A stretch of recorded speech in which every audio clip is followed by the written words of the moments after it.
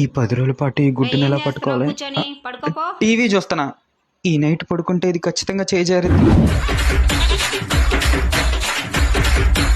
పండగ పూట కూడా 10 దాకా పడుకున్నాడు. ఇంకా వీడేం బాగుపడతాడు.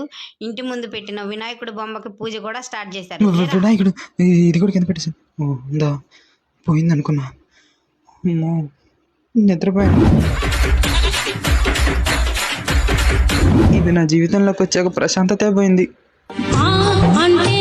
ఈ పాట ఎక్కడో విన్నానే. నువ్వా స్వామి? అర్జెంటుగా టైం వేస్ట్ చేయాలి.